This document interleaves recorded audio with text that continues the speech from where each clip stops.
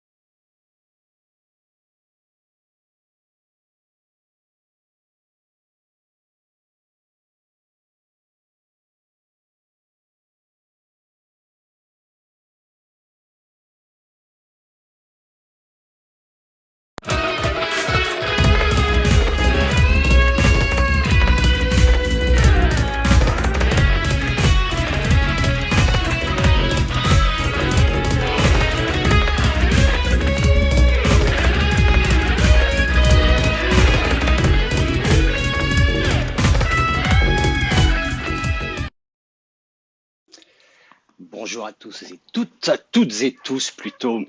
On continue notre tour d'horizon des outils Spotlight et autres sous Vectorworks. Merci de votre attention, merci d'être là. Alors aujourd'hui, juste un petit coup d'œil sur le chat pour qu'on me dise que le son est bon, mais d'habitude c'est bon, donc il n'y a pas de raison, personne ne se plaint, c'est cool. Aujourd'hui, on va continuer un petit peu sur les moteurs. En fait, on va faire un tableau de moteurs. Après, on va commencer à accrocher des projecteurs parce que c'est bien beau de mettre des ponts dans tous les sens, mais moi, je suis lighteux. Donc, ce que j'aime, c'est les projecteurs. Et après, on continuera sur l'histoire du miroir qu'on avait commencé la semaine dernière. Ce sera peut-être plus expérimental. J'essaierai de voir s'il y a des retours sur le chat. On essaiera de faire quelque chose de plus intéressant. Enfin, je vous en parlerai tout à l'heure. Donc, on était resté ici, enfin tout à fait, on avait vu les élingues, les moteurs, etc. J'ai simplement ajouté sur les sous-perches, oui ça commence à faire un peu de monde, les moteurs et les élingues qui manquaient, très bien, c'est exactement la même façon de faire que la dernière fois. Sauf qu'il y en a plus. Juste un truc que je vous avais pas dit qui est intéressant, j'ai ce moteur ici, donc qui est pris sur l'IPN là et accroché sous la sous-perche. Je vais me mettre en vue de droite. On est d'accord que le moteur est là.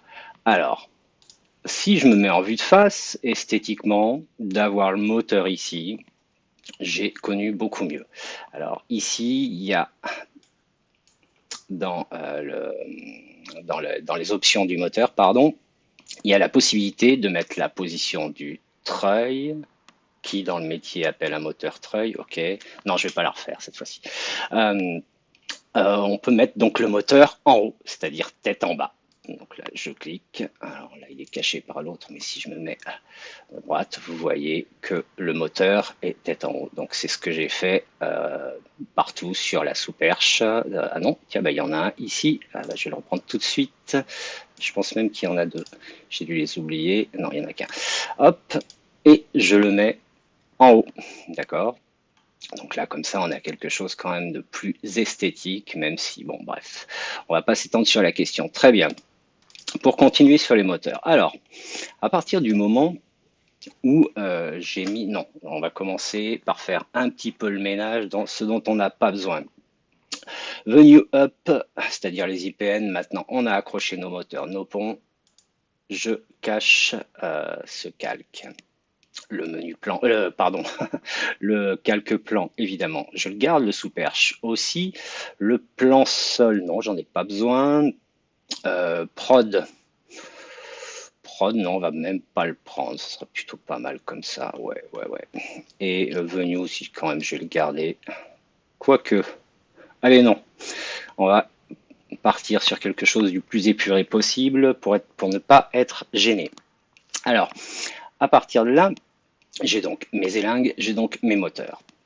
Ici, sur les calques, je suis en affiché attiré, c'est-à-dire que je ne peux prendre que ce qu'il y a dans le calque actif. Actuellement, c'est sous perche. Par exemple, là, je peux prendre ce pont de sous perche, mais ce pont qui est sur le calque plan, je ne peux pas le sélectionner. On est d'accord. Donc là, maintenant, ce que je vais faire, c'est que je vais faire afficher, attirer, éditer. À partir de là, même si je suis sur le calque sous perche, je peux prendre ce pont qui, je vous rappelle, est sur le calque plan.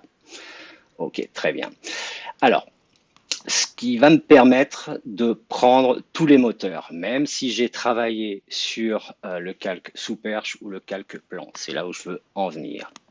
Donc, avec la baguette magique, je vais prendre non plus calque et type d'objet, mais uniquement type d'objet, ici.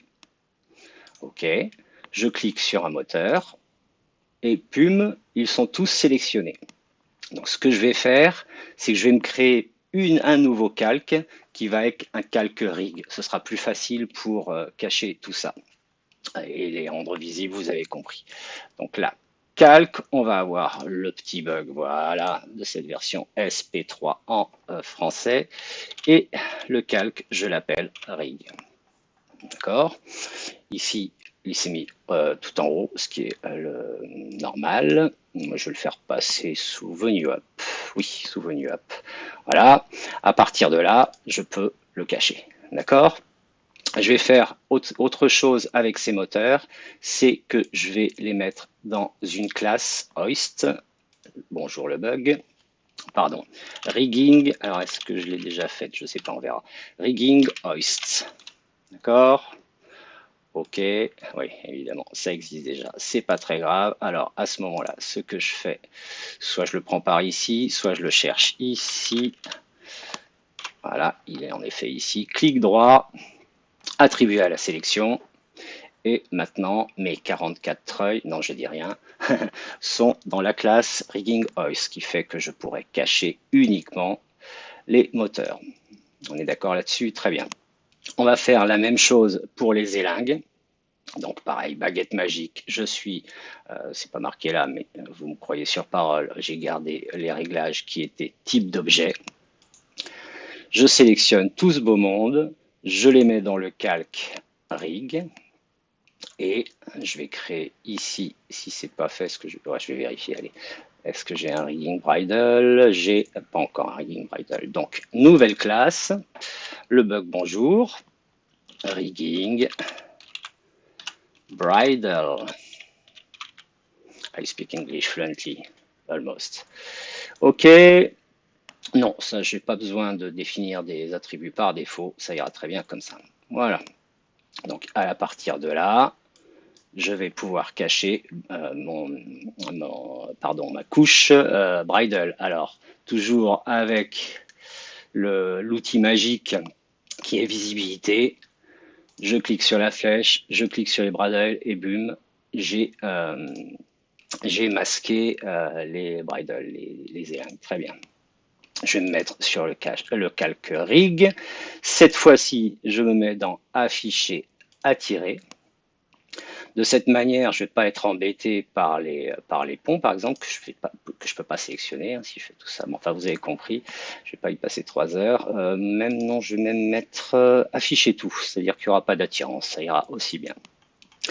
Vous voyez qu'actuellement, mes moteurs, ils ont tous le numéro 0, c'est leur identifiant, comme par exemple un identifiant sur la grande mât pour les bécanes. On va assigner des numéros à ces moteurs. Alors, bon, là, il y a évidemment plusieurs façons de faire. Moi, ce que je vais décider, c'est que tous les points qui sont sur les ponts non sous-perchés vont être à partir de 1. Ceux qui sont pour les moteurs sous-perchés, donc ceux qui sont ici par exemple, même s'ils sont en point direct, on en reparlera, je vais les mettre à partir de 101 et on a 4 moteurs vidéo ici que je mettrai à partir de 201. Pour ça, il y a un outil, évidemment, puisque je vous en parle, sinon je ne vous en parlerai pas. Je sélectionne un moteur, n'importe lequel. Je vais dans Spotlight, numérotation Spotlight, et ici, j'ai la possibilité d'assigner des datas, des informations au moteur, mais aussi à beaucoup d'autres choses. On verra ça tout à l'heure par rapport au projecteur. Donc, ce qui m'intéresse, moi, c'est de mettre que numéro de treuil. Le reste, on ne va pas s'étendre sur la question, mais ça peut être intéressant. Il y a par exemple la charge autorisée. Ça peut être intéressant d'avoir sur le plan la charge autorisée. Et il y a tout un tas de choses. Il y a les notes, etc., etc. Bon, très bien. Alors, numéro de treuil, là en début, j'avais travaillé sur autre chose. Donc, je vais mettre 1. Pour l'instant, je le mets en manuel. D'accord, ici, direction de numérotation manuelle. Et je vais simplement cliquer sur mes moteurs. Donc là, il faut que je me rappelle ceux qui sont en point direct. Voilà, 4. Celui-ci, celui-ci, celui-ci, très bien. Ça marche bien. OK. Donc là, vous voyez que maintenant, mes moteurs sont numérotés de 1 à 7. Là, ce que je vais faire, c'est que je vais sélectionner ceci. Ah, ça n'a pas pris cela. Tiens, étonnant, mais c'est pas grave. Alors, avec la touche Maj, je prends les deux qui me manquaient. Je ne sais pas pourquoi, c'est pas très important. Je retourne au même endroit, numérotation Spotlight. Je suis bien à 8, mais là, je ne vais pas mettre en manuel, mais left to right. Hop. Donc, ça veut dire quoi? Ça veut dire évidemment de gauche à droite. Là, ça peut être assez pratique pour numéroter les moteurs, mais aussi les projecteurs. On y reviendra tout à l'heure. J'ai sélectionné mes moteurs Hinton qui sont ici. La même chose, on est bien sur 13. Ça, ne plus afficher le message, c'était pour vous montrer, mais ça ne sert pas à grand chose. 17, on est d'accord. Je continue ici. Numérotation Spotlight, 18. Très bien. À partir de là, je vais en manuel numéroter les moteurs sous-perchés à partir de 101. Alors, où est-ce que je commence, moi? Quand j'étais rigueur, j'aurais commencé ici. Ah, il ne l'a pas pris. Tiens. Pourquoi? Spotlight numéro... Ah oui, parce que j'ai pas mis manuel, évidemment. Voilà. Alors, 100. Quand ça veut pas rigoler. Alors, c'est pas 104. Alors, je pense qu'il m'a pris des moteurs quelque part. On va voir. Ouais, c'est ça. Ah là là, violon. Alors, je recommence. Spotlight, numéro Spotlight. Je suis en left to right. Je me rappelle plus de combien. Super. 17. Donc, à partir de 18, Spotlight, left to right et 18. OK, voilà, c'est bon. Bien désélectionné. Et on va passer donc au sous-perchage 101. Hop. Oh, super. 101, 102. Celui-ci 104, 105, celui-ci va passer, ouais, ça c'est un peu discutable, c'est pas très important. Ici, je ferais plutôt ça, moi. Voilà. On continue, oh, là. Voilà, alors, là par exemple, par erreur, j'ai double-cliqué, enfin j'ai cliqué 2 fois sur le moteur central, donc on passe de 111 à 113.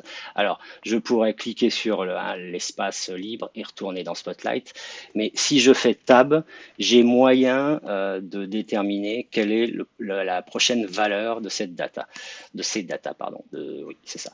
Donc, c'est bien 112, please, pardon, Enter, hop, 112, 113, Après ça, celui-ci va passer en 114, 115, 116, 117, 118, 119, 120. On est pas mal. Là, j'ai dû faire à peu près tout. On verra tout à l'heure. Alors, ça, on peut, donc on l'a évidemment à l'écran, mais on l'a également ici, numéro de treuil. Alors, juste pour vous montrer quelque chose tout à l'heure, celui-ci, je vais dire que je l'ai oublié, ce qui ne m'arrive jamais, et qu'il est toujours sous l'identifiant 0. Voilà, d'accord. Donc, on peut aussi changer de façon individuelle ici. Quand on en a besoin, j'ai numéroté tous mes moteurs ici. Et maintenant, je vais prendre ces 4 moteurs-là. Normalement, si je ne suis pas trop mauvais, en 201 de de gauche à droite. Voilà, 201, 202, 203, 204. Super, très bien.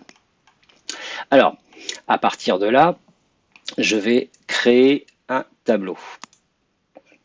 Un tableau avec les données moteurs. Alors, vous vous rappelez qu'on avait fait un tableau avec nos ponts. D'ailleurs, les palonniers n'y figurent pas, c'est pas très important. J'y reviendrai peut-être si j'ai le temps un peu plus tard. Ici, Spotlight, toujours pareil, tableau.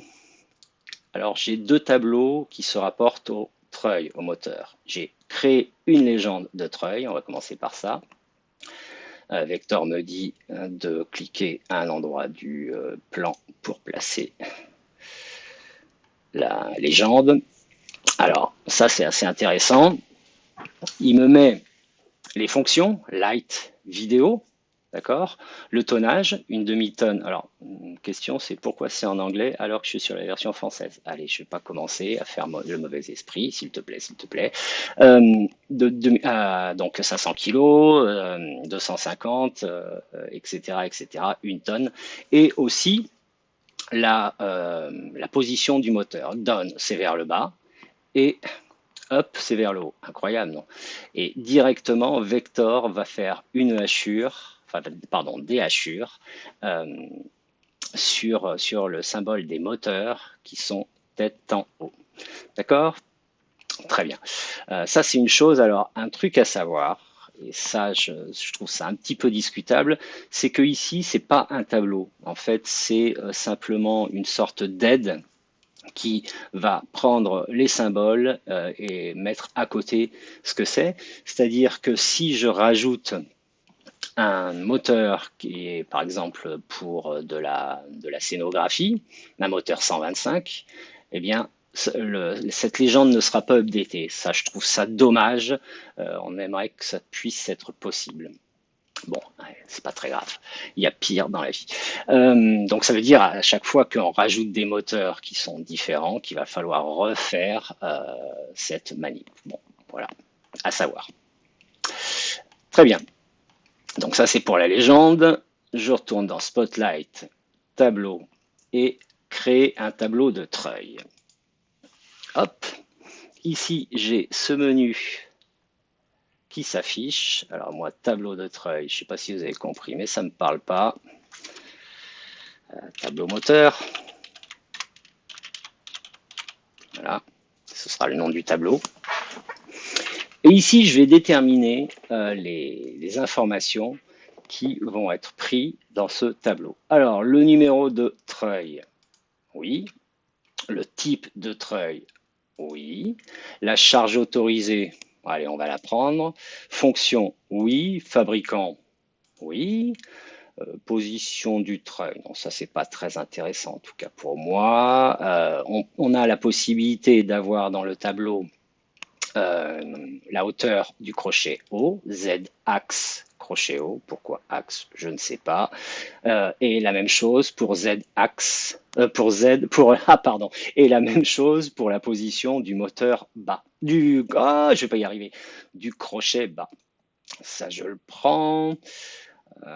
Qu'est-ce qui est autant? Ouais, bon, alors il y a tout un tas de choses qui sont pas très. Le poids du treuil, le poids du moteur, ça peut être intéressant. sur des trucs très très techniques. Non, alors je vais pas prendre poids du treuil, mais je vais prendre poids total, parce que c'est avec la chaîne. On a possibilité d'avoir le poids du moteur, le poids de la chaîne, etc. On l'a également en livres. Très bien. Comme d'habitude, je me prends des notes si j'ai besoin de mettre des choses particulières. Voilà. Voilà. Et quelque chose dont on parlera un tout petit peu plus tard, je vais mettre X et Y. Donc là, j'ai pris toutes les informations dont j'ai besoin dans mon tableau moteur. Je vais faire OK. Et ici, j'ai maintenant le tableau avec les informations qu'on vient de déterminer. Je vais l'agrandir un petit peu. Bon, alors, ça m'a rajouté des choses qui sont pas forcément, qui pour moi me parlent pas beaucoup. Par exemple, le calque, non, ça m'intéresse pas du tout d'avoir le calque dans le tableau. Donc là, je clique sur le haut de la colonne et je supprime la colonne. Le nom, alors ça c'est le nom que va donner Vector. Je ne comprends pas pourquoi parfois il y en a, parfois il n'y en a pas. Mais enfin, de toute façon, ça ne m'intéresse pas du tout. Je supprime. Et le nom du symbole, ouais, ça éventuellement. Alors là, ce que je vais faire, c'est que je vais cacher la colonne en la réduisant. Veux-tu? Ah, c'est super ce que j'ai fait là. Pourquoi elle ne veut pas le cacher? Ben, c'est pas très grave. Allez, on supprime. Voilà, cette colonne, pour l'instant, j'en ai pas besoin, c'est pas très important. Je peux reprendre les noms. Là, par exemple, numéro de treuil, vous avez compris, ça m'intéresse pas. Et en plus, je suis obligé d'avoir une colonne très large. Allô? Voilà. Une colonne très large avec numéro de treuil. Hop, voilà. Là, je vais marquer tonnage.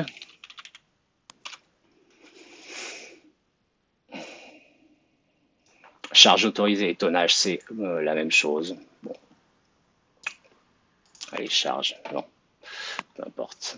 Je vais rien mettre là. Fonction, on comprend bien. Le fabricant, moi, j'aime les Loadstar. On va appeler ça ZO. On comprendra bien. Comme ça, pareil. Hop, je peux la réduire. Donc là, on voit qu'on a des moteurs qui sont à 15 mètres, d'autres, c'est les sous-perchés, qui sont... Ah non, là, c'est la moteur vidéo, enfin, on verra ça après. Qui sont à 12, etc., etc. Donc ça, c'est très intéressant. On va mettre Z bas ici. Donc ça, c'est simplement la hauteur du crochet bas. Ça peut être intéressant. Poids total, c'est le poids total du moteur. Je vais marquer poids, ça ira bien pour un si petit pays. Voilà. Et les notes, pour l'instant, j'en ai pas. Peut-être que tout à l'heure, on le fera. Très bien. Alors, ici, ce que j'aimerais, c'est pouvoir classer ça par ordre croissant. Je ne sais pas pourquoi Vector choisit de base de les montrer comme ça. Et pour ça, en fait, je ne sais pas si vous vous rappelez, quand on avait fait des tableaux, on avait une ligne particulière avec tous les... comment je pourrais appeler ça? Toutes les formules, pardon, toutes les formules de cases, un petit peu comme dans Excel. Donc là, je vais simplement mettre, pardon, j'ai perdu où je retrouve ça. Excusez-moi un instant.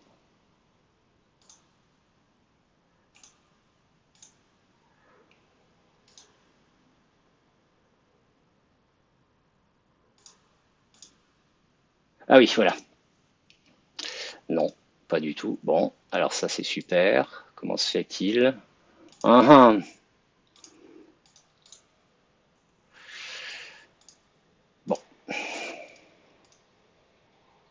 Pourtant c'était dans l'affichage. Hein. Ah oui, c'est en tête, évidemment. Oh là là, oui. C'est bon, c'est pareil. Hein. C'est des traductions qui sont... Ouais, allez, non. Viens, on te défend pas. T'étais à la rue, t'étais à la rue. C'est comme ça. Donc là, ici, par contre, je vais me retrouver avec les formules qui correspondent à ces colonnes. Hein. D'accord? Donc là, par exemple, alors vous voyez certainement pas dans la capture parce que ça va être un petit peu petit pour du 720, mais ici j'ai la formule qui va permettre à Vector de prendre les éléments sur les éléments pardon, les datas sur les éléments du plan et de les mettre dans notre tableau. Donc ici dans numéro, je vais faire trier. Alors là, on voit pas bien. Je vais la déplacer. Je vais déplacer un peu le tableau pour que vous voyez mieux. Voilà. Hop. Donc ici, trier de A à Z. C'est en ordre croissant. D'accord. On voit que ce moteur-là, on va y revenir tout de suite, le 0, c'est pas bien parce que normalement, j'ai pas de moteur qui s'appelle 0. C'est même mal. Je vais réduire un peu le tableau. Voilà. Et là, il y a quelque chose de très intéressant dans les tableaux. C'est que je vais me positionner sur ce moteur 0 et je vais cliquer sur sélectionner l'objet. Et là, sous vos yeux ébahis, ça m'a mis directement, ça m'a zoomé directement sur l'objet contenu dans le tableau. Et ça, vraiment, je trouve ça excellentissime. Là, si je me mets sur le 1, je vais faire pareil, sélectionner l'objet. Et là, je zoome sur le 1. Je l'ai en plus ici, donc ce qui va me permettre de faire, de donner, enfin, vous avez compris, de lui faire plein de choses. Et donc là, je retourne sur mon 0. Sélectionner l'objet et je pense que ça doit être 115. Donc là, évidemment, je peux le changer par l'outil, je peux le changer par ici, mais je peux aussi le changer ici. Je me mets sur le casier et je tape simplement son numéro 115 et vous voyez que directement ça a changé. Donc ça, c'est vachement bien parce que on a possibilité, en changeant les données dans le tableau, de les changer directement sur le plan et sur les données qui sont ici. Alors, par exemple, et je pense qu'on en terminera avec ça, dans les notes, donc j'ai dit que mes sous-perches étaient à partir de 101. Alors, hop, de 1 à 20, c'est les points directs. Donc je me mets sur le casier, point direct. J'aurais pu marquer que direct, peu importe. Hop, je sélectionne, CTRL C, je prends les casiers qui correspondent au moteur, et ça c'est pas mal ici parce qu'on va voir quelles lignes sont sélectionnées. Ça, quand on a beaucoup de choses, c'est pas mal. CTRL V, et voilà, ils sont tous en point direct. Alors, je sélectionne celui-ci et on va voir que dans la palette d'infos objets, dans les notes 1, j'ai point direct. Bon, je pense que vous avez compris le principe et que vous comprenez la puissance de ce truc-là. Hop là, pardon, voilà. Là, ça va être sous perche, ce qui n'est pas tout à fait vrai parce qu'il y a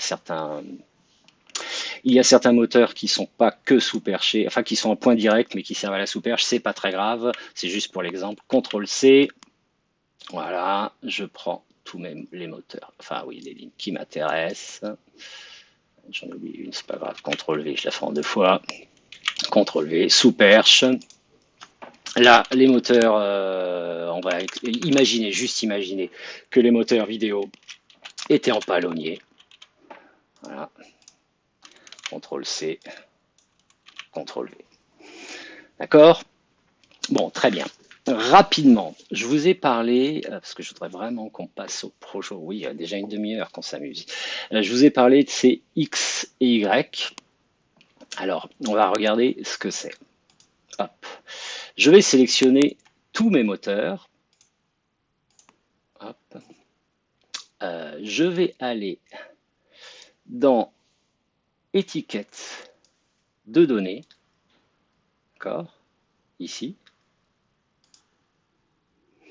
Et je vais cliquer sur coordonnées Palan. Alors, il ne se passe rien parce que j'avais caché la classe des dimensions quand on a créé les moteurs. Donc là, je vais cliquer ici. Et là, en fait, alors je vais cacher le numéro de moteur pour que ce soit plus lisible. Voilà. Là, actuellement, ce sont les dimensions, enfin non, pardon, les coordonnées du moteur en x, y par rapport au point zéro du plan, qui doit être à peu près par là, qui est même tout à fait là. Alors, ça, c'est pas mal, mais on peut aller plus loin. Je vais remettre, ma vue venue. Ce que je voudrais, c'est que le point d'origine des moteurs pour le calcul des rigueurs, ça va être plus simple, il soit entre ces deux IPN. D'accord? Donc, ici, je vais avoir besoin de afficher attirer pour avoir les attirances ici. D'accord? Puisque tout à l'heure, je m'étais mis en afficher tout, mais je n'avais pas les attirances. Et par exemple, là, j'ai pas d'attirance. Afficher, attirer. Je vais aller dans le toolset rigging et ici, j'ai cet outil là qui s'appelle origine de treuil. Ça va être l'origine de mes moteurs pour les rigueurs. Donc là, je ne sais pas si vous voyez, en pointillé, j'ai l'outil que je vais pouvoir placer où je veux. Je me fais une attirance entre ces deux murs, hop, et je place, hop là, mon origine, origine moteur, origine mot, ici. Voilà. Ah, spot 1, intéressant. Là, c'est pas mal, sauf que le X est à -4. Voilà, je le mets bien au milieu. Alors, pourquoi spot 1 alors que je voulais que ça s'appelle origine? Bah, ça, je comprends pas. Ce que je viens de taper, en fait, se met dans les notes. Alors, pourquoi? Bah, je ne sais pas. Hop, je vais le copier dans ID origine, pli en 1. Pardon, pas please, entrée. Et voilà. Là, j'ai l'origine de mon moteur que je vais mettre, dans la classe hoist. Ça ira bien. Ah bah non, j'ai hoist. Ah non, j'ai hoist origine, pardon. Je l'ai perdu, oui. Hoist origine. Très bien. Comme ça, je peux le cacher, etc., etc., etc. Le truc, c'est que, je ne sais pas si vous avez vu, mais les moteurs, normalement, ils n'ont pas bougé par rapport à ça, parce que, évidemment, il faut leur dire que vous, moteurs, en tout cas, les coordonnées X et Y des moteurs vont se rapporter à ce point.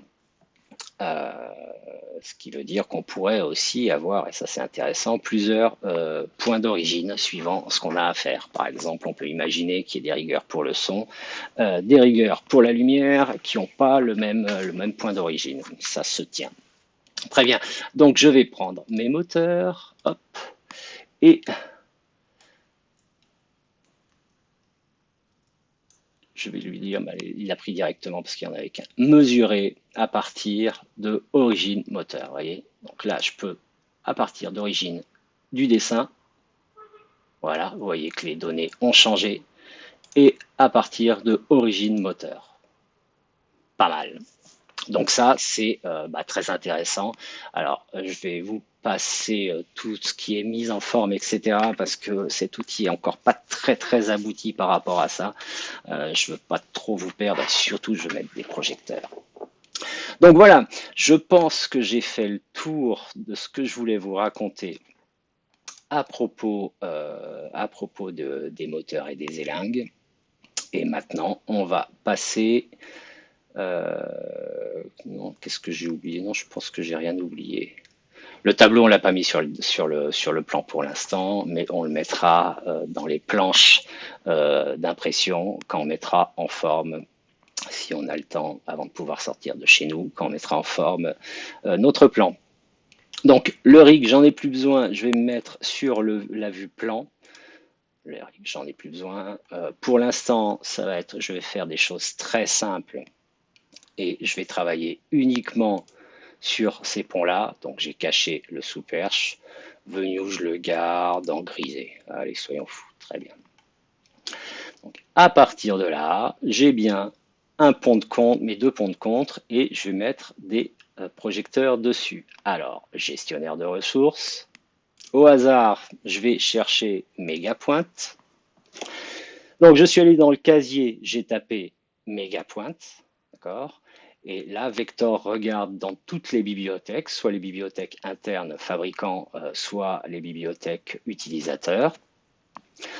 Quel symbole ou objet a cette chaîne de caractères comprise dans son nom. Je vais prendre celui-ci, je clique dessus, importer.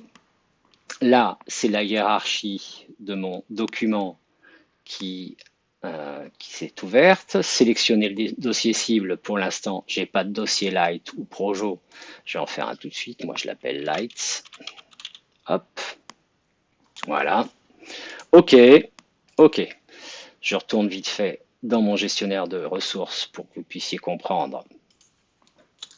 J'ouvre mon document. D'accord, LCF vector blabla. D'ailleurs, j'ai oublié de l'enregistrer. Alors, je vais le faire tout de suite.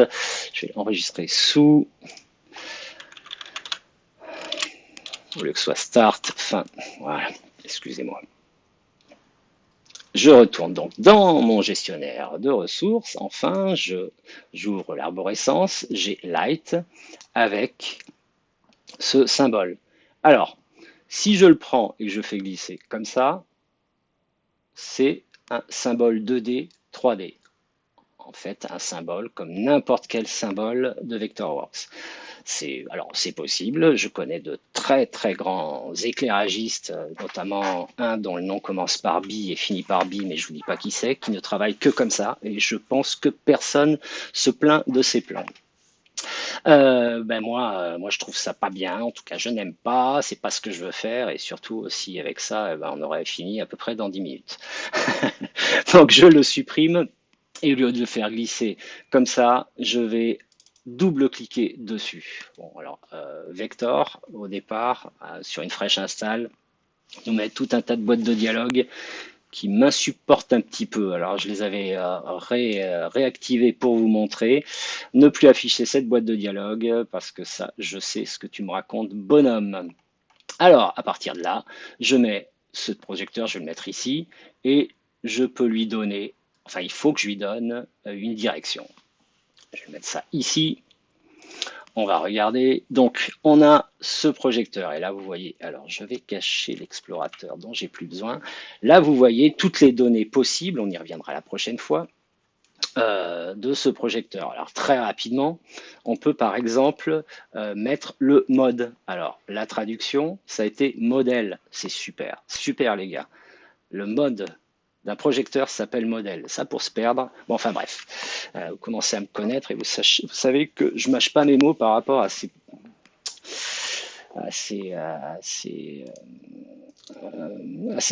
oui, enfin bon bref. Allez, passons à autre chose.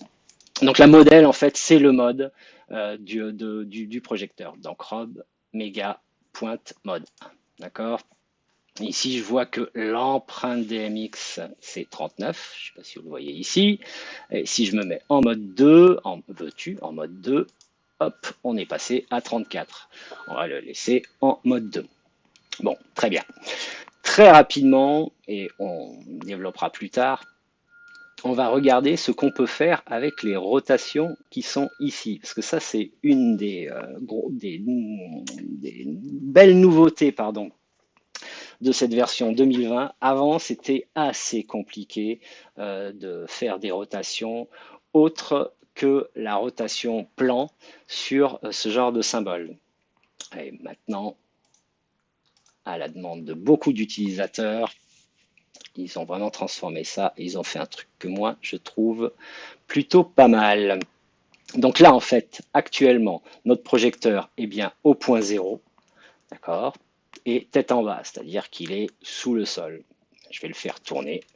Ici, rotation Y, 180, d'accord, mais je pourrais aussi, alors, en fait, je vais passer comme ça, je pourrais aussi le mettre à 90, je vais me mettre en vue de face, d'accord, et à 45, hop, en vue ISO. Enfin bref, c'est très souple et évidemment, ce genre de choses, je vais repasser ça en 0. Évidemment, ce genre de choses, on peut le faire avec l'outil rotation. Alors, pour ceux qui connaissaient pas Vectorworks avant, ça paraît tellement évident, et ben en fait, on peut le faire depuis très peu de temps. Donc, outil rotation, ici, je prends un axe de rotation et je fais tourner ma bécane. Bon, très bien, ça c'est pas mal. Je me remets en vue plan. Hop, voilà. Maintenant, au niveau des classes, ce qu'on faisait avant, en tout cas moi ce que je conseille de faire, c'est de mettre les projecteurs, enfin non, pardon, de déterminer une classe par type de projecteur.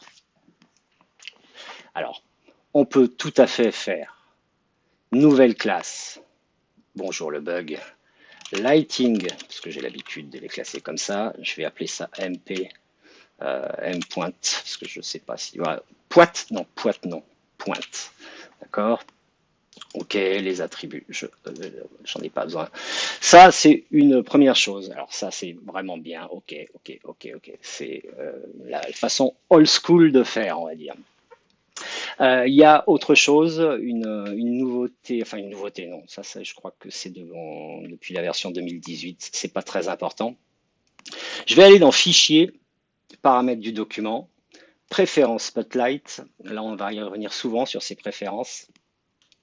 Dans Projecteur, classe et couleur, ici, je vais dire que je vais attribuer automatiquement la classe des projecteurs. Et ça, vous comprenez bien que quand on a plein de types de projecteurs différents, que ça le fasse automatiquement et sans problème, c'est quand même très puissant. Donc, attribuer automatiquement la classe des projecteurs, on peut déterminer une classe directement, ou on peut demander à Vector de déterminer la classe par rapport à des datas du projecteur. Donc, classe dont le nom est donné, en fait, ce sont les éléments qui sont ici.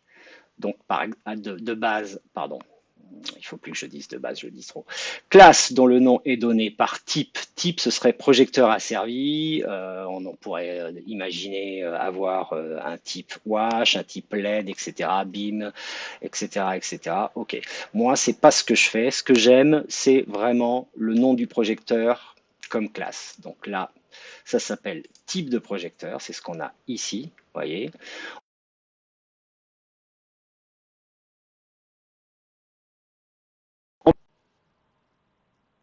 Oh là là, ouais, vous êtes encore là? Parce que là, j'ai eu un petit truc. Ouais, ça a l'air de marcher. On va ajouter un préfixe, non pas type de projecteur, mais comme j'ai fait tout à l'heure, lighting. OK. Et là, directement, vous voyez que la classe s'appelle lighting robe et méga pointe. Je vais prendre un autre projecteur, au hasard des Picasso. Donc c'est pas l'Axara Picasso. Je l'importe, je sélectionne le dossier cible, c'est Light, on l'avait déjà créé. Hop, voilà. Maintenant, j'ai donc ici mon Picasso. Je double-clique pour l'insérer. Hop, on va le faire jouer dans ce sens-là. Et là, vous voyez que Lighting Elation, artiste Picasso. Et ça, c'est vraiment super parce que de cette manière, je vais pouvoir cacher, compter, etc. Les projecteurs avec un outil que je vais vous montrer tout de suite. Alors, évidemment, je peux directement, je vais copier les Picasso ici, je vais copier les méga pointes ici. Il y a l'outil baguette magique, c'est une première chose. Là, j'étais tout à l'heure sur type, puisque j'avais pris les élingues. Donc là, ça m'a pris tous les projecteurs. Très bien. Ça, c'est une chose. Si je change les paramètres de l'outil baguette magique, que je lui définisse type d'objet, type d'objet, puisque ce sont des lumières, et calque, je vais prendre. Ah, ça, c'est intéressant. Pourquoi? Attendez, j'ai un petit souci. J'ai fait une ânerie? Non, méga pointe. Mhm. Type d'objet et calque. Bah, normalement, je devrais prendre que les Picasso. Ah, ouais, ça c'est intéressant. Ok, bah c'est pas grave. Alors, on va contourner le problème. Je ne sais pas pourquoi. Attends, je suis bien. Ah non, c'est parce que j'ai pris calque, excusez-moi. Je suis bête. C'est pas calque, mais c'est classe évidemment, et personne ne me dit rien. Donc, type d'objet, classe. Je suis sur la baguette magique, et là, je prends tous les Picasso ou tous les méga pointes. D'accord? Donc ça, c'est pas mal. Je vous montre autre chose qui peut être intéressant aussi. Je vais aller dans Tools ici. Alors, ça s'appellera pas Tools chez vous en français, mais j'ai changé ce menu et, parce qu'en fait, il faisait 3 mètres de long et ça m'embêtait beaucoup. Sélection sur mesure. Sélection sur mesure. Qu'est-ce que je veux? Je veux sélectionner, exécuter immédiatement. Les critères, bah, c'est ceux qu'on vient de voir, c'est-à-dire que la classe, c'est mes robes méga pointes, juste ça. Ok, là maintenant, j'ai pris mes robes méga pointes. Alors ça, bon, ok, c'est pas mal. On peut aller encore plus loin et c'est pour ça que je vous montre cet outil. Je vais faire la même chose, sauf que au lieu de dire exécuter immédiatement, je vais créer un script. Donc, la classe, c'est les méga pointes. Et je pourrais ajouter d'autres choses. Je pourrais ajouter par exemple la couche du dessin. C'est-à-dire que je pourrais avoir, et c'est ce qu'on fera plus tard, des méga pointes au sol et des méga pointes accrochées. Et ici, je pourrais dire, je ne veux prendre que les méga pointes qui sont au sol. Donc je dirais ajouter un critère, la couche sol, plan sol. D'accord? Ok, voilà. Là, Vector me propose de créer une nouvelle palette. Donc, je vais la créer et je vais l'appeler groupe. Un petit peu comme sur une console. Voilà. C'est arrivé. Vous voyez que j'ai cette fenêtre qui vient de s'ouvrir, qui est une fenêtre groupe. Sélectionner. Comment ça s'appelle? Méga pointe. Ça va apparaître ici. Et maintenant, je vais avoir cette espèce de fenêtre de script, en fait, qui va me permettre de sélectionner tous mes méga pointes directement. Allez, on fait la même chose vite fait pour les Picasso. Pardon. Et après, on passera à autre chose. Je crée un script. La classe, c'est Picasso. Où est-ce qu'ils sont? Artiste Picasso, voilà, pam, dans les groupes, sélectionner, ça j'appelle ça Pika, voilà. Donc là maintenant, je peux en double-cliquant sélectionner tous les méga pointes, sélectionner tous les Picasso. Et je ne sais pas si vous avez vu, et ça c'est intéressant, c'est que les sélections vont s'additionner. C'est-à-dire que là, j'ai sélectionné mes méga pointes, vous voyez, ils sont en surbrillance et les Picasso en plus. Ou que les Picasso, enfin vous avez compris, en fait ça marche grosso modo comme des groupes de consoles. Ça malheureusement un peu moins loin, mais bon, c'est déjà pas mal. Euh, Ces petites fenêtres-là, on a moyen de les réduire. Voilà. Et quand je la survole comme ça, c'est ce que j'avais fait avec mes outils et avec mes scripts, je vous en ai déjà parlé, je vais pouvoir rentrer dans ma sélection de groupe. D'accord? Très bien. Alors, on va terminer ça pour l'instant. Est-ce que j'accroche une bécane? Non, il est moins 10. On va garder ça sous le coude pour l'instant. J'enregistre le fichier et je le mettrai en partage. Et on va passer au cadre. La prochaine fois, on mettra, je pensais qu'on aurait le temps, mais je parle trop, on mettra nos projecteurs sous des ponts. Très bien. Donc, je vais passer sur quelque chose. Donc, on s'était arrêté sur ce cadre, vous vous rappelez, la dernière fois, où on avait fait un profil d'objet 3D. Et là, on va expérimenter. Donc là, je vais regarder. Voilà. Je vais regarder sur le chat parce que j'aimerais bien éventuellement qu'il y ait des retours.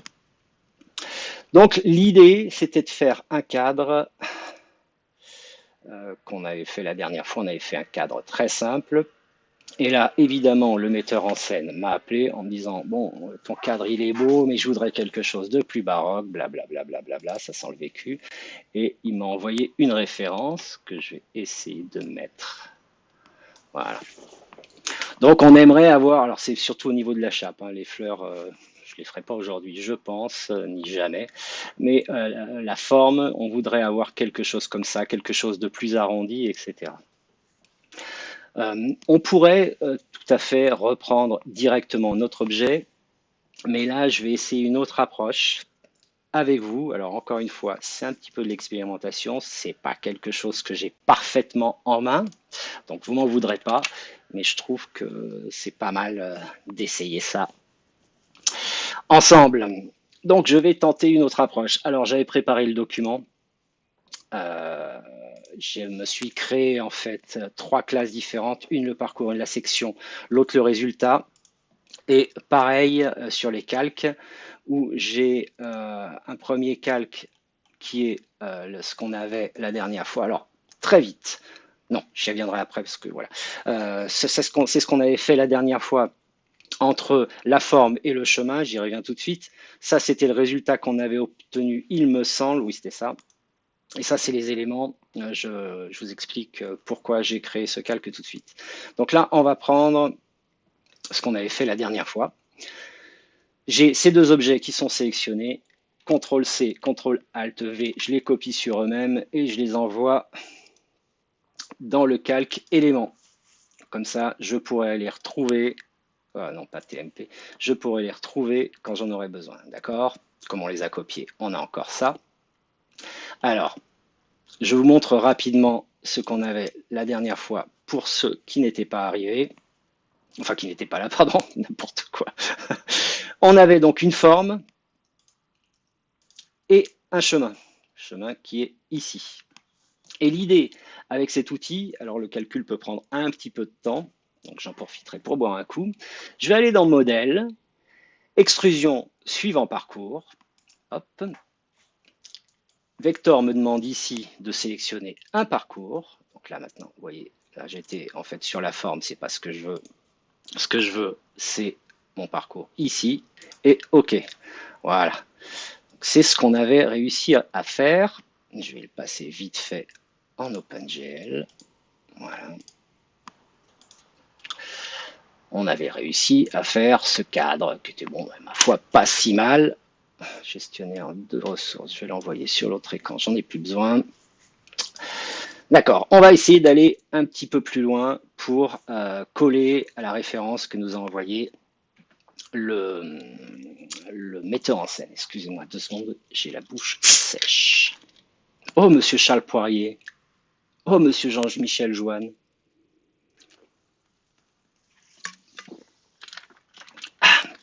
Pardon. Alors déjà, première chose qu'on va faire, je vais annuler tout ça. Voilà. Première chose qu'on va faire pour limiter les calculs, je vais d'abord recréer une forme plus simple. Donc là, en plante dessus, l'outil polygone dont on a souvent parlé avec les attirances. Qu'est-ce que j'ai comme attirance? Oui, avec les attirances, je fais juste un triangle. Hop, voilà. Lui, la forme d'origine, je vais l'envoyer directement dans un calque élément. Lui aussi, parce qu'on va refaire un chemin. Donc le chemin, je l'envoie aussi dans éléments. Je vais me mettre en vue de face et on va tenter quelque chose de plus pratique et peut-être de plus évolué. Je vais prendre le rectangle.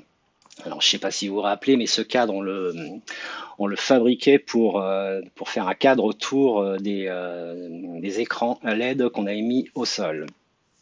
Donc, les dimensions de ces écrans de LED, c'était 400 par 100. Là, on va faire la même chose. 100 en largeur, 400 en hauteur. Hop. Alors là, il y a un petit bug. Ça, je comprends pas pourquoi. Le Y, il est à 0 alors que le rectangle n'est pas à 0. C'est pas très grave. Pour ça, il faut que je mette X en 0. C'est un petit peu incompréhensible, mais c'est comme ça. J'ai pas besoin de remplissage.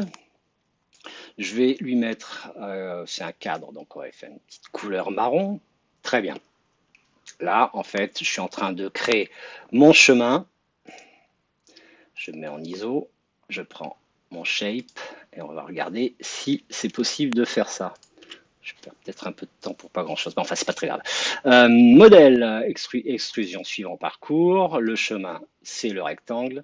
Ça marche. Bon, là, c'est un cadre, mais je sais pas si vous vous rappelez, on voulait rien au niveau du sol. Donc là, j'annule. Lui, pour l'instant, pour pas le sélectionner, la forme, je vais la mettre un peu plus loin. Hop. Voilà, même très loin, pour pas être embêté. De toute façon, je la remettrai au point 0 après, peu importe. Hop, je me mets en vue de face.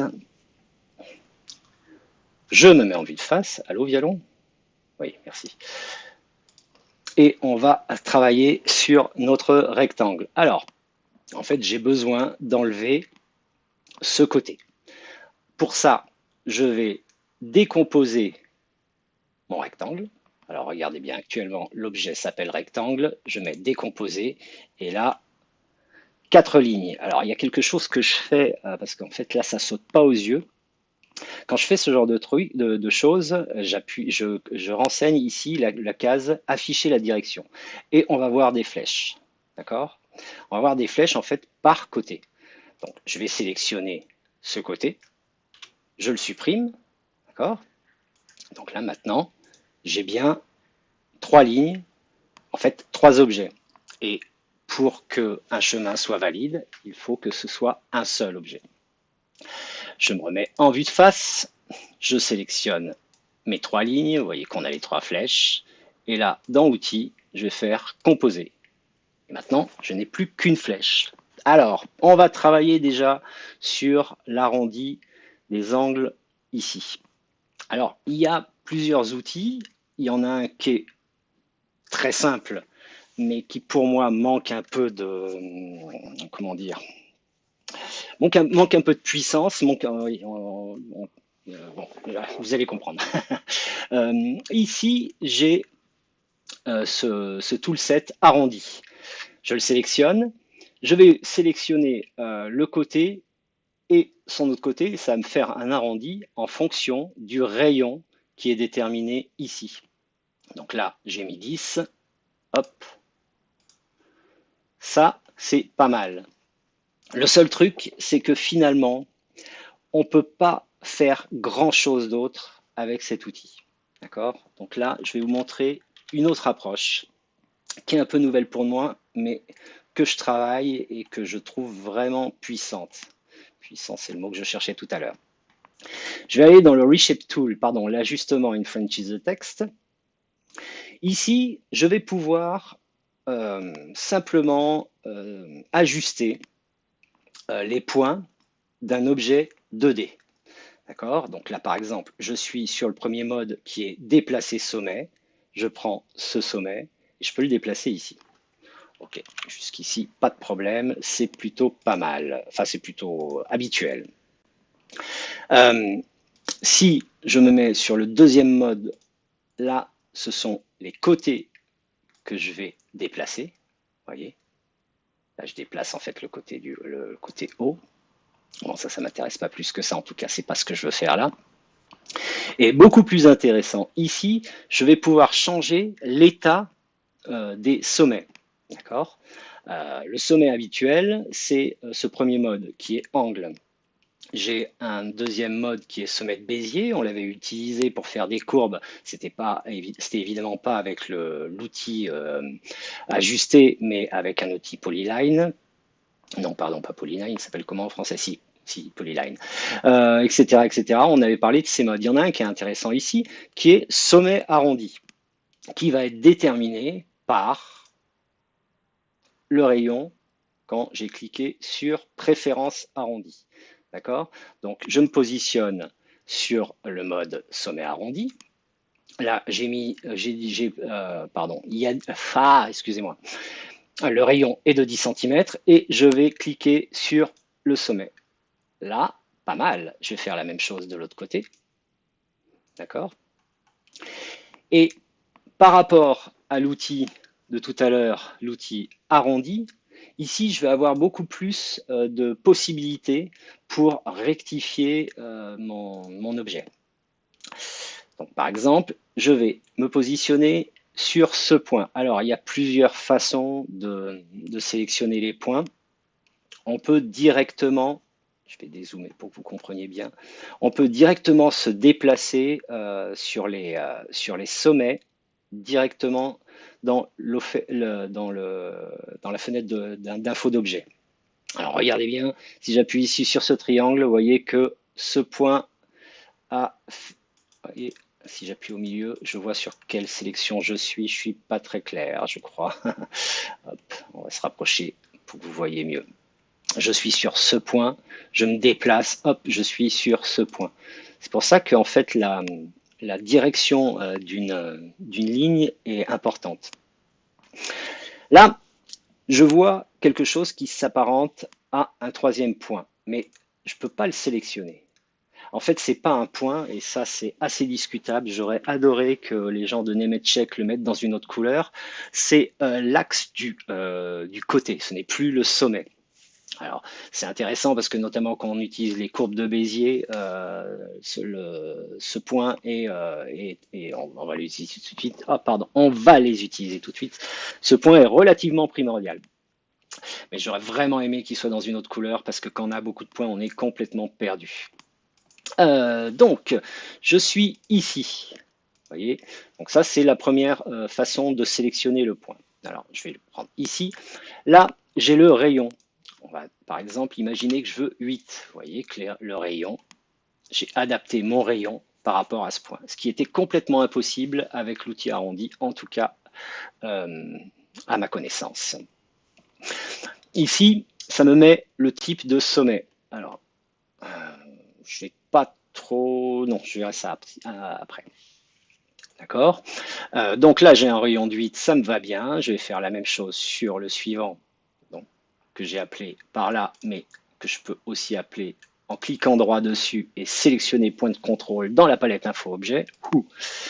Rayon, allez, je vais mettre 8 aussi. D'accord. On va pas essayer tout de suite ce que ça nous donne avec le shape. Je pense que vous voyez, et c'est à partir de là que je suis beaucoup moins à l'aise. Donc normalement, je suis sorti de mon heure de live, donc là, on est en pleine expérimentation. En fait, j'ai besoin d'ajouter un point au milieu que je pourrais tirer avec le premier mode de cet outil, je ne me rappelle jamais comment il s'appelle en français, ajustement. D'accord. En fait, avec ce mode, je prends un point et je le déplace. D'accord. Là, je voudrais avoir un point que je ferai monter ici. Voyons si ça marche. Là, non. En fait, je déplace l'ensemble de l'objet. Donc, ce n'est pas ce qui m'intéresse. Donc, j'ai besoin de créer un point ici. Je vais sélectionner le point qui est juste avant par rapport à la direction du polyline. C'est celui-ci. Sélectionner point de contrôle dans Info Palette Objet. Et là, je vais ajouter un sommet.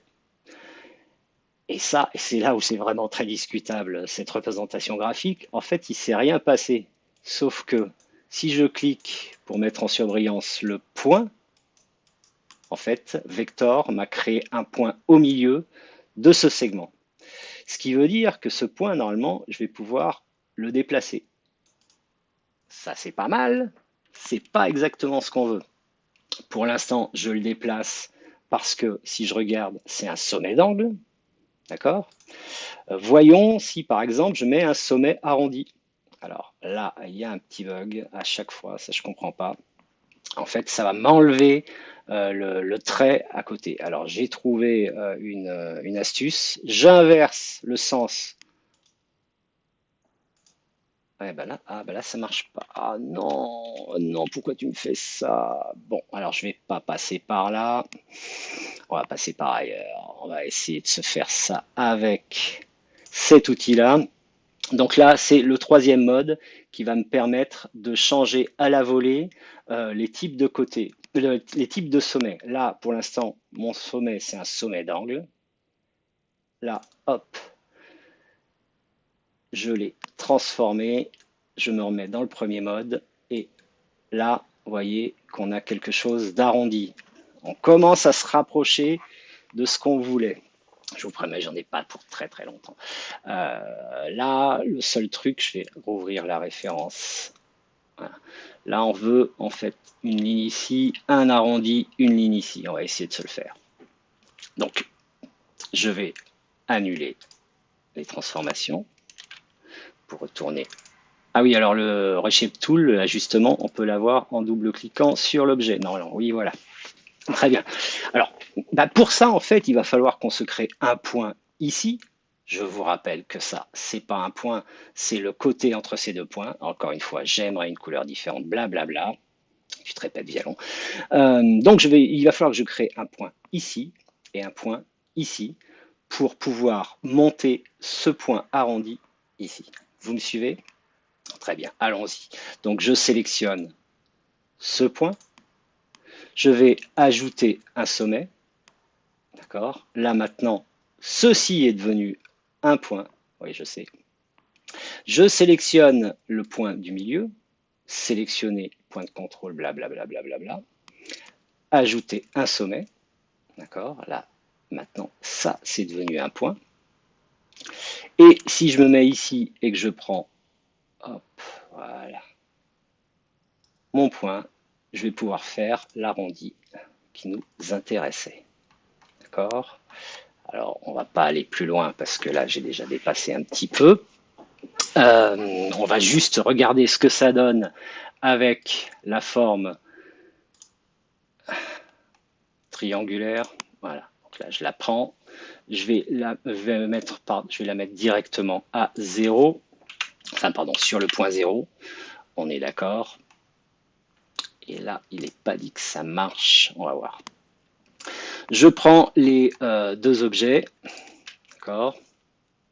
Modèle extrusion suivant parcours. Le parcours, c'est bien la polyline.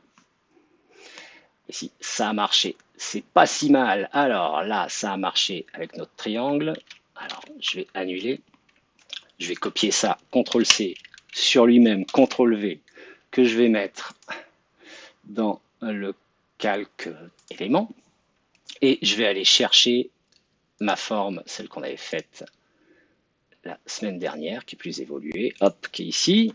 CTRL-C, CTRL-ALT-V, comme ça je la garde, vous avez compris l'astuce. Je vais dans 0,2, je crois que c'était là-dessus, voilà. Donc là maintenant, j'ai bien ma forme et mon chemin. Je les sélectionne tous les deux. Là, le calcul va prendre peut-être un petit peu de temps, on va voir si ça marche d'ailleurs. Il n'est pas dit que ça marche, on va voir. Modèle, extrusion suivant parcours. Le parcours, c'est bien ça. Là, on va attendre, ouais, c'est bien ce qui me semblait. Alors ça, j'arrive pas à comprendre le pourquoi du comment, mais j'ai trouvé comment contourner le problème. Là, c'est très étonnant parce que les deux objets qu'on a mis en forme sont exactement de même nature. Mais il y en a un avec lequel ça marche et l'autre avec lequel ça marche pas. Alors ça, je les avais copiés, oui, c'est sûr. Donc en fait, ce que je vais faire, c'est que je vais convertir ce polyline. Alors il y a deux choix. Il y en a un qui marche quasiment à chaque coup et un qui marche quasiment pas, mais qui est plus puissant. Hein, lequel on prend? Allez, on va prendre celui qui marche quasiment à chaque coup. Outils, convertir, convertir en polygone 3D. D'accord? Donc là maintenant, mon chemin est devenu un polygone 3D. Alors là, vous me direz, mais Vialon, pourquoi tu l'as pas fait directement en polygone 3D? Parce que le Reshape Tool est beaucoup moins puissant. En fait, le Reshape Tool maintenant, sur du 3D, ce ne sont que des points. Donc par exemple, faire cet arrondi, c'est tout bonnement impossible. Ou alors il faut y passer 3 jours et c'est pas le but. C'est pour ça qu'en fait, je travaille sur du Reshape Tool, pardon, l'outil ajustement, qui en fait est fait surtout pour du 2D. Donc on a notre polygone de 3D, hop, notre forme, et là, normalement, pardon, modèle, et on terminera là, extrusion, suivant parcours, hop, le parcours, on attend, et voilà, c'est fait. Alors, notre cadre, il commence à être pas mal, on va se le mettre en OpenGL.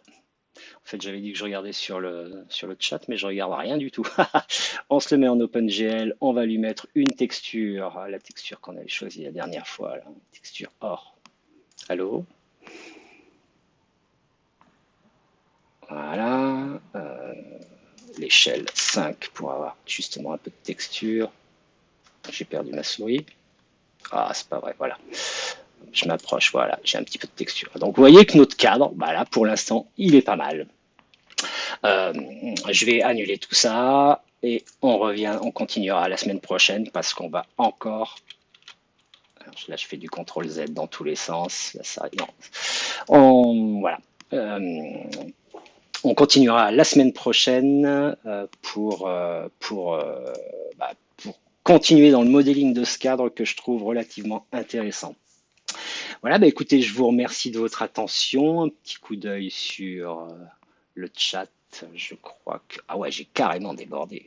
Bon, peu importe. Eh bien, écoutez, je vous souhaite une bonne fin de journée. Enfin, d'ailleurs, une bonne journée. Je remercie encore LC pour cet espace qu'il me donne, qui me permet de faire pas mal de trucs finalement. Voilà. Et n'oubliez pas, soyez pas sages, mais chez vous. Bye bye.